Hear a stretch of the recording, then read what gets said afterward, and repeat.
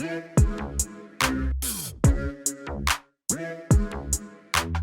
afternoon, everyone. It's coming up to 5 o'clock in the UK.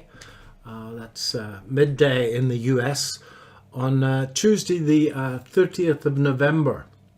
And the sell-off that we saw in the markets on Friday has continued with some vengeance today. So that little bit of a rally that we had yesterday is long since gone. And as you can see, the S&P down 80 points on the day. On both sides of the Atlantic, the VectorVest Market Timing signals saying exactly the same thing. They're all down. And as you can see on VectorVest US real time, we've got the short-term trend is down, the underlying trend is down, and we've had a confirmed down in place for quite a long time. That confirmed down has been in place since the 22nd, so well over a week of warning that this market was falling. So if we have a look in detail at the buy-sell ratio, we can see the buy-sell ratio has moved down into a mega oversold situation at 0.22. The MTI is getting down into a mega oversold situation at 0.71. Nevertheless, it's far too early to even consider doing anything, folks.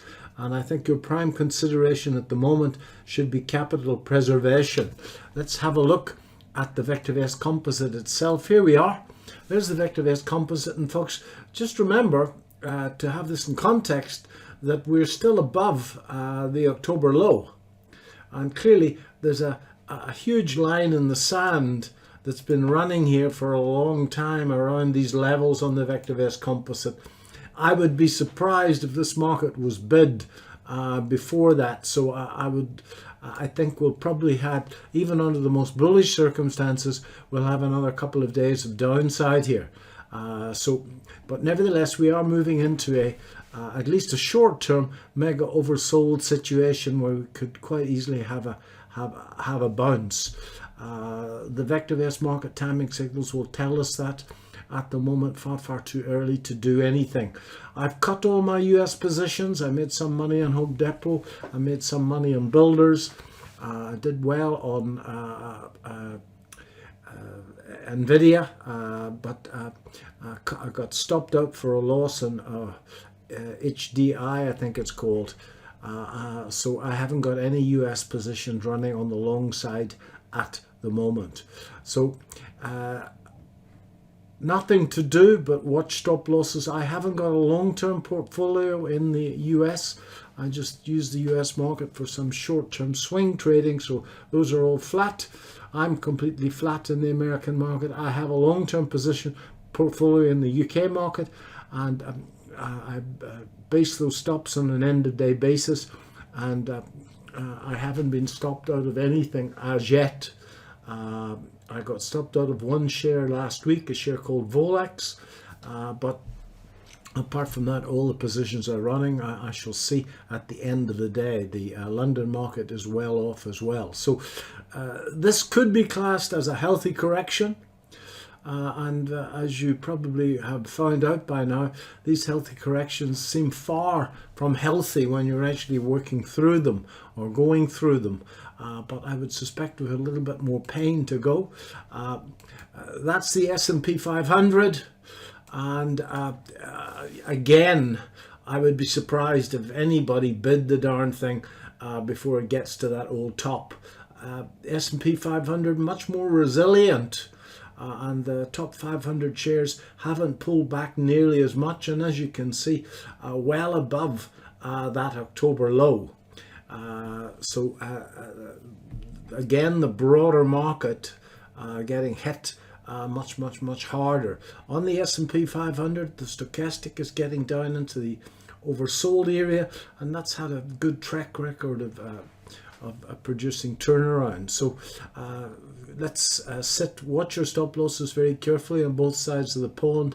Nothing to do as yet. I would suspect we have a couple more days pain to go before we see any bounce. Whether it's a bounce or a resumption of the bull market, I really don't know. And clearly the thing that's driving this is this brand new variant of COVID-19 that scared the pants off everybody. The reason I think the market sold off in Europe this morning and on the S&P 5 futures was that the CEO of Moderna stood up and he cast doubts on whether the vaccine would be effective, his vaccine or the present vaccines would be effective with the new variant. I'm no virologist. All I know is that on this pullback, if we go back to the VectorVest composite, confirmed down signals need to be taken very seriously, folks. We don't know, is it a small little pullback like these ones we saw last September and November, and these ones here that pretty much came to nothing, or are we a situation where we've got a February 2020 type drop ahead of us? Market's come an awful long way since March. It could certainly pull back quite a bit, and the trend would still be up. It could pull back easily to this old top, and we would still be in a bull market. So, and that would cause a great deal of distress to portfolios. I don't have to remind you folks that if you take a 50% hit, then you need to make 100% just to get back to square one. So don't allow that to happen to you. Manage risk aggressively, and in this environment, don't hesitate to protect your capital.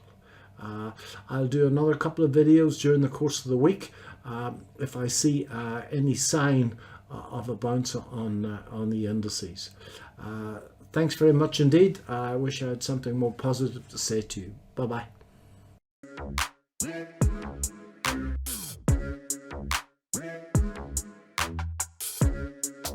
Yeah.